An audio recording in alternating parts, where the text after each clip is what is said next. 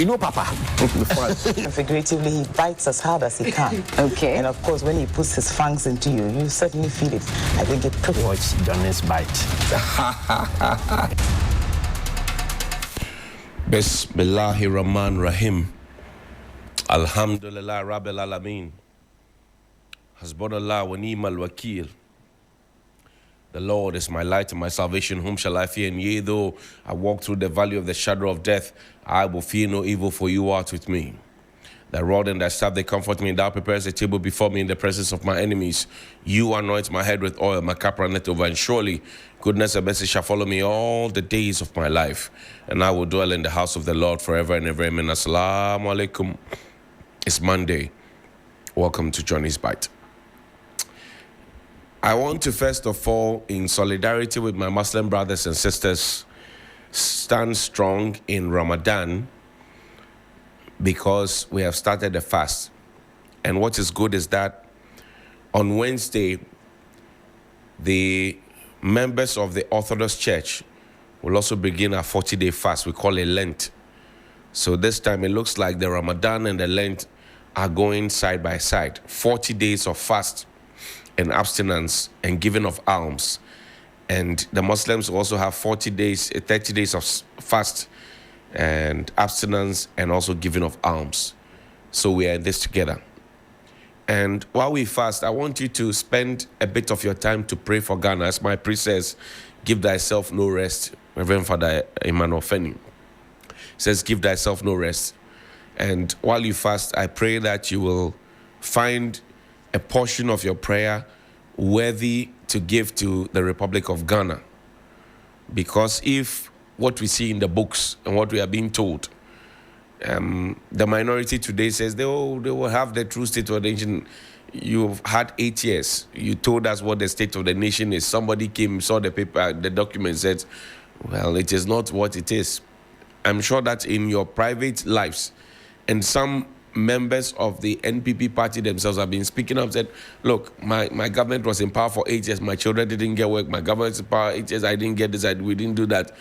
So, like the folks who come from the Sahel areas will say, and they walk around our town and say, Asem Woho. Asem Woho. It is not about whitewashing it and sugarcoating it with words that will make things look good. No, Asem Woho. Asem Woho, Asem Woho. We know what the economy is. We have felt it. We have been through it. Over the weekend, my wife was complaining to me. I said, please, I don't want to hear this complaint because it injects a certain negative energy into me. We all know what the situation is. Don't re-echo it. Don't re-announce it to me. Let it slide. Let it go. And let's pray that things will get better. I told treasury bills have dropped.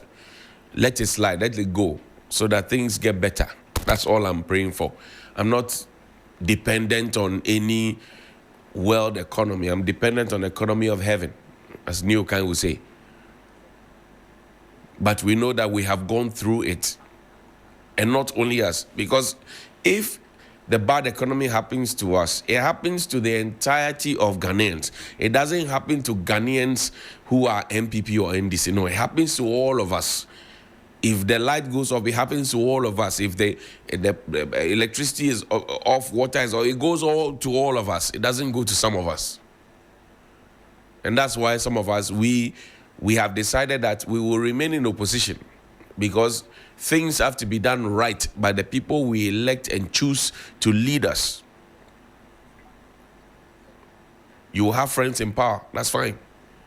You have people in government, that's fine. But you must insist that the right things must be done because at any given time, I don't think that there will be any president who will be thinking that let us do things in a way that is not befitting, in a way that is not right. No.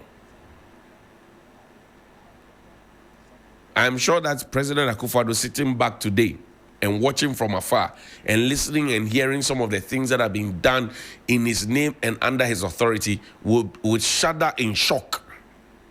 Yes, he will shudder in shock.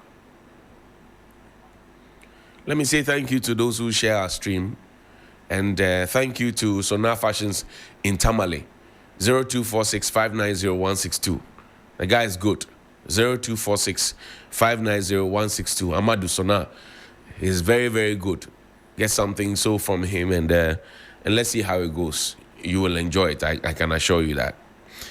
Now, I got a distress call from the Volta region, and this is a call that I have stood here and spoken about over and over again. Asenso Boachi, MP, was the minister in charge of works and housing.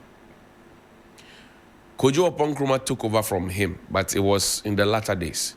But Asenso Boachi was the main man in the second term.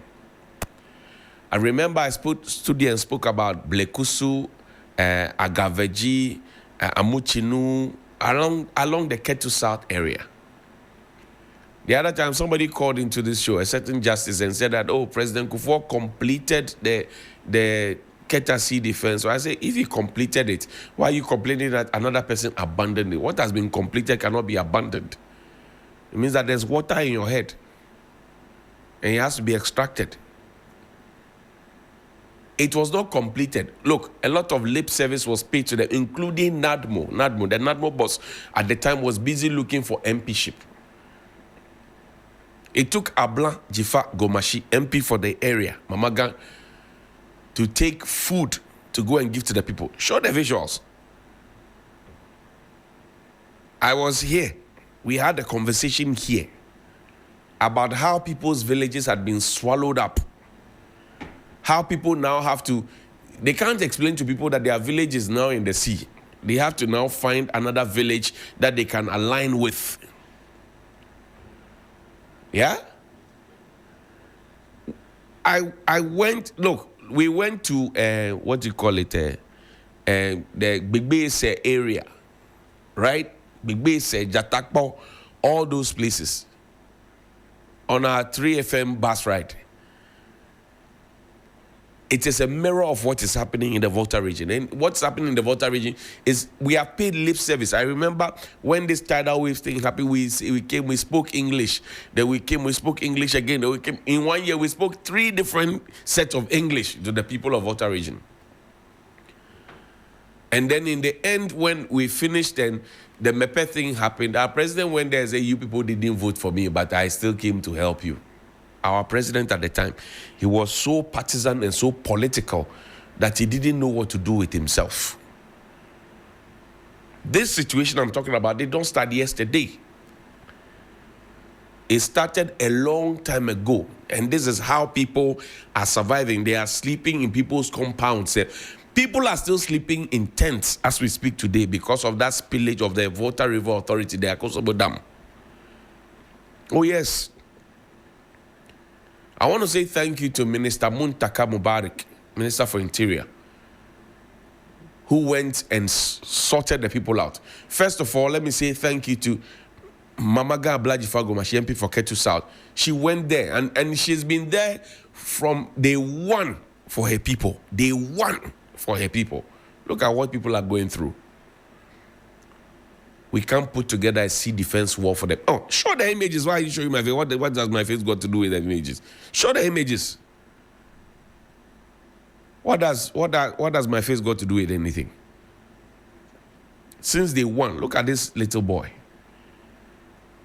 Look at this little boy. He will grow up with the trauma in his mind. And Ablajifa Gomashi on her own has been, like they say in football terms, has been chesting this problem. She will shoulder it, she will chest it, she will buy food, she will take to the people, she will speak to them. I remember the last time she bought food, she took to the people. It took Nadbo almost 2 weeks. The Nadbo boss was looking for MPship. I fought my good friend George Isi over it. They were making excuses. Meanwhile, there's supposed to be a national disaster management organization, and their job is to ensure that they prevent the disaster from happening, and if it does happen, they help to fix the disaster. Ablajifa Gomashi, MP. Well done, madam. Muntaka Mubarak, Minister for the Interior. Thank you. Murtala Mohammed, Minister for Environment, Science, Technology and Innovation. Thank you. AJ, Minister MP AJ, thank you.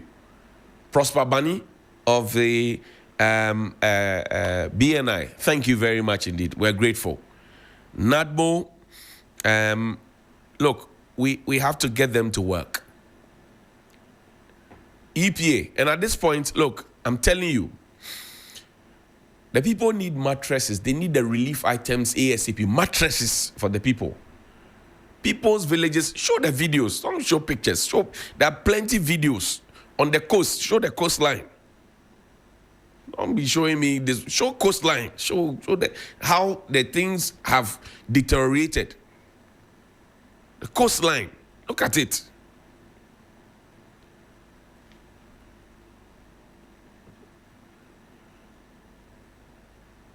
Look at it. This is the Volta, a part of the Volta Regional. You know what gladdens my heart? That it is a new government in power. So Ablanjiva Gomashi will not be in despair because she's also a cabinet minister. So she will sit at the table and she will be heard directly by the President of the Republic. In the past, when she spoke, the people made it look like she sounded so confrontational.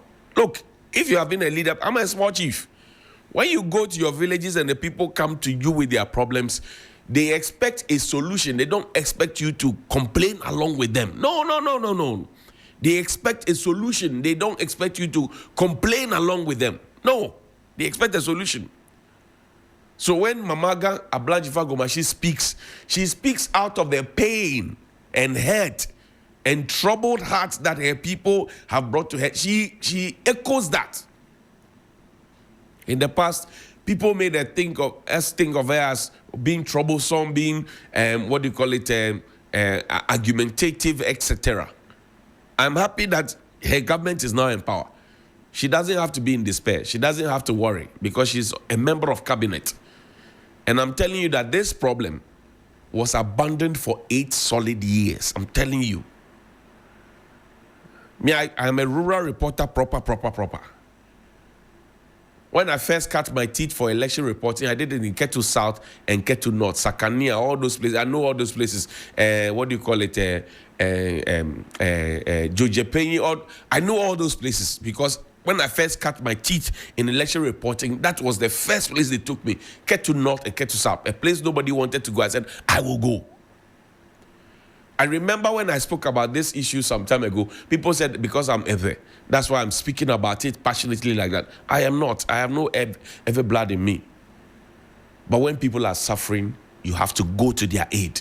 That is what responsible leaders and responsible citizens and responsible governments and responsible overheads, that's what they do. You don't leave people to struggle and then you try and put a tag on people because you have failed to do that. I say Asenso Boachi, he is watching this morning. He promised all of us that he was going to fix this problem. 3 times in 1 year. Did he fix it? No, he failed. He didn't fix it. He failed. He talked out of the problem. He failed. Asenso Boachi. Asenso Boachi is no mean person. He's been a deputy chief of staff before at the presidency. Never mind that the Japan said they were taking gate fee. Never mind. He said it. I didn't say it. The videos are there. If you come out, we'll watch the video together. But the situation of the people in Agaveji, Blekusu, Amutinu, all those areas, they need help ASAP. And sometimes it's so dangerous that you see electric poles in the heart of the water. I say people's villages have been washed away. When you go to people in the Volta region along those places, they say, where's your village? It's in the sea. It's there. It's in the sea. It's the middle of the sea. It's gone. Cemeteries washed away. It's gone. We need to help them ASAP. Mr. President, good morning to you. As a matter of interest now, I'm saying that they need mattresses ASAP. Mattresses, NADMO. Good morning. Former cashier, Ghana Armed Forces, now you're at NADMO. Good morning to you. I said they need mattresses now. You saw how some are lying. Show me the image of somebody lying in somebody's compound. They need the mattresses now. Now. Some people were taken unawares. Their mattresses, everything is gone. They've created their hall and home in somebody's compound because the person was magnanimous enough. How? And we have citizens in this country who pay taxes. They pay taxes. So whether they pay 2 cedi or 1 cedi, they still pay taxes. They still are citizens of Ghana. They will not change. They will not be Togolese. They will not be Beninois. They will not be Ivorians. They will not be Liberians. They will not be Sierra Leoneans. They remain Ghanaians. Look at, pause. Look at the despair. No, come back to the lady. Look at the despair. No, I want the lady. Look at the despair. Look at it. Everything is gone. They need help. They don't need your pity party. They don't need your speeches. They need help. And help they must get. I finished. Now take me to the Trust Hospital. You know, as a citizen of the Republic of Ghana, I wanted to bring my SNIT card. I forgot. When you give money to Social Security and National Insurance Trust, and you ask them to invest your money for you, and you see that your money is not being invested rightly or your money is being wasted, and you complain and somebody says, I will take you on and bring my lawyers, I just laugh at them. I say, what manner of joker are you? I have employed you. You have taken my money. I have built a hospital. I say, come and manage it for me. The way you are managing it, I don't like. You say, I will sue you. You sue me for what? Some doctors are inching towards, what do you call it? They are inching towards pension. For 12 months, maybe more. The deductions that are made from their whatever it is has not been paid to SNIT. So whatever investment has to be made with the 12 months have not been made. And they are inching towards, what do you call it? Should we now hold you and call you that you have not performed properly?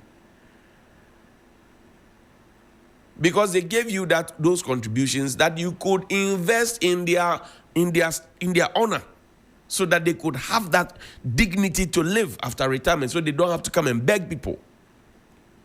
If for 12 months you have not invested those monies and the dividends are not coming to them and they complain, will you take them to court? There should be water in your head. They have to extract it. I say SNIT, Social Security and National Insurance Trust, it belongs to all of us. If I see any SNIT investment anywhere that is not being managed properly, I will say it. Nobody will stop me, because I am, first of all, a member of SNIT and I'm a contributor of SNIT. My mother still is. There's a reason people go to the banking halls, they give them their lump sum then, and they sit down and they weep, because they see the work they have done in the past and they see what has been given to them, the pittance that have been given to them, so shameful, and they will sit down and they weep. All people who have served their countries. And it is because you have some very useless people at the helm of affairs at certain places who are managing the institutions of SNIT, who think that it is their father's birthright. Your father did not build those facilities. Your father, he could not build that. That's why you are working for us. And when you work for us, we will tell you what it is that you have to do. I cannot wake up at 4 a.m. every day, come here, when the month ends, they deduct from my salary, and then they put into a certain pool called SNIT, and then they'll put somebody there to go and mismanage it. And when I talk, the person says, why are you asking questions? What kind of silliness is that? I will not tolerate it. I am not working for your father or your mother. I'm working for myself. And I'm working so that the monies are deducted in my honor and paid for me. And I'm sure I'm speaking for a lot of workers in Ghana. If we were deducting that same amount of money every month to go and put in a certain investment, if Petra can pay me more than what SNIT is paying me, why should I respect SNIT? SNIT is definitely useless then. If Petra, my tier 3 can pay me more than what SNIT is paying, then SNIT is useless. Really. Because SNIT takes more. Then SNIT is useless. Architect Ham, good morning to you. Professor Hinson, good morning to you. I say if Petra can pay me more than what SNIT is paying me, then SNIT is useless.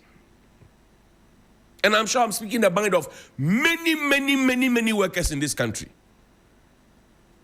SNIT has defaulted in paying people at the Trust Hospital. If you default today, SNIT will take you to the Saturday court. I will read the letters later if I have time. Let me talk from my heart. If you default, SNIT will take you to the Saturday court. SNIT took Gihok to court.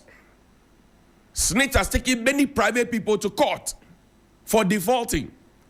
SNIT itself, one of the wings of SNIT, Trust Hospital, they have defaulted. Whoever defaulted and is at the helm of affairs, will you take that person to court? No. What kind of double principle is that? Motromojo is that? A very useless organization. You take our monies because the law permits you so to do. You take our money because the law permits you to do. And then when you take our monies, you invest it the way you want because it is not your pocket money, it's not your sweat. And when we come asking questions, you have the effrontery to talk back. I'm asking you, you have the effrontery to talk back? Mr. Baini, good morning to you. You have been put there as Director General of SNIT. Look, my time is gone. Tomorrow I'll read the letter. I'll read your response to the unions to you and ask you a few questions. There are people who drew and dragged us into the ditch, as was said by Kennedy Japong, cannot be the same people who take us out of the ditch. Take a cue from the 2024 elections. The people who drew us into the ditch cannot be the same people to take us out of the ditch. We're working 8 hours. Somebody comes and says, work 12 hours. Nobody talks about it. You don't care about the welfare of the doctors. I said tomorrow I will be on the Trust Hospital because it is my money that set up Trust Hospital. It is your money that set up Trust Hospital. No bagger wire. I'm telling you, nobody. So long as I have that SNIT card, the orange card, and I contribute to it every month, I'm asking a very simple question. If I set up a company and I don't pay, that's why I wore the orange today, to represent your color, SNIT. If I set up a small company, employ Kuzo Tiani, Mamiya, Princess Francis, Sisters, all of them, and I don't pay SNIT for them, you will take me to Saturday court. If now we put our money together, set up a place, and employ somebody, and the person is deducting the SNIT, but is not paying so that the monies will be invested for the doctors who are inching towards retirement, what happens to that person? It is not about emotions. It's about common sense and the law. So I'm asking you, Mr. Baini, what will you do? Black Lives Matter say, I'm asking. Tomorrow I'll read the full letters to you. Now, finally, before I go, those ambulance drivers and bullion van drivers who live around the Kwabenya Pokwasi area, yesterday somebody came to me with a distress matter that you will wait. There's no money in your vehicle. You move from home, turn on the siren, and the next point they go and see you are parked either at the Kwache joint or Kuku joint buying cocoa. I will take your car number. I will give it to the police MTTD. You will be arrested. Stop it. If there's no money in the vehicle, the only reason we respect the sirens is because you have money in it and we don't want any armed robbery, so we'll pave the way for you to pass. We don't pave the way for you to pass to go and buy cocoa and wachi. That nonsense must stop. People wake up at 5 a.m., they rush their children, they bath for them, they dress them to hurry to school. You will sleep.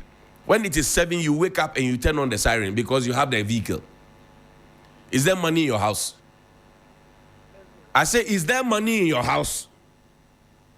Do it again today and tomorrow. Let's see. I will pick your car number. I will put it up there and put up your name and put up whether your insurance has expired or not. I will put it up here. Stop that nonsense. Have a good morning. Please call me 055 924